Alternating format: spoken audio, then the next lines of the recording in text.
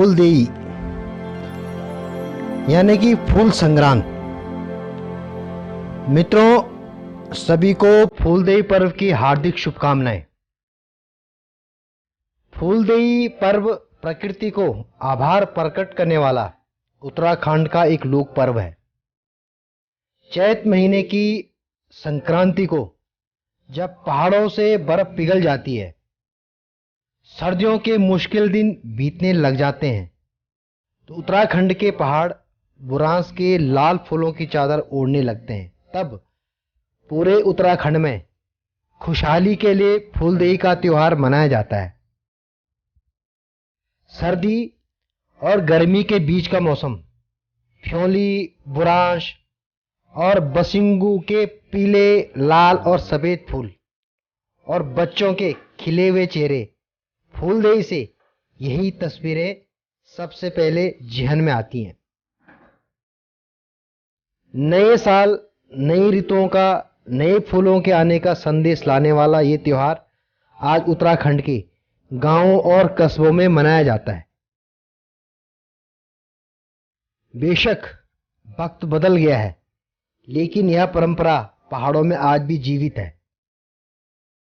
फूलों और चावलों को गांव के घर की देहरी यानी मुख्य द्वार पर डालकर बच्चे उस घर की खुशहाली की प्रार्थना करते हैं और इस दौरान गाना भी गाया जाता है। फूलदेई क्षमा देई, जतुगे देला उतुग सही, दैनी द्वार भर भकार। अर्थात, हे भगवान, देहरी के इन फूलों से सबकी रक्षा करना और घरों को अन्न के भंडार से पूर्ण रूप से भर देना। फूलदेई के दिन बच्चे सुबह सुबह उठकर फ्यूली, बुरांस, बसिंगू और कचनार जैसे जंगली फूल इकट्ठा करते हैं। इन फूलों को रिंगाल यानी कि बांस जैसे दिखने वाली टोकरी में फूलों पत्तों के साथ गुड़, चावल, नारियल रखकर बच्चे अपने गांव की ओर निकल जाते हैं और इन फूलों को गांव के घर घर की देहरी यानी मुख्य द्वार पर डालकर अगले द्वार की तरफ निकल पड़ते हैं। पौराणिक मान्यताओं के अनुसार फूलदेई त्योहार मनाने के पीछे एक रोचक कहानी है। ऐसा कहा जाता है कि भगवान शिव शीतकाल में अपनी तपस्या में लीन थे। ऋतु परिवर्तन के कई वर्ष बीत गए, लेकिन शिव की तंद्रा नहीं टूटी। मां पार्वती नहीं, बल्कि नंदी, शिवगण व संसार में कई वर्ष शिव के तंद्रालीन होने से बेमौसमी हो गए थे।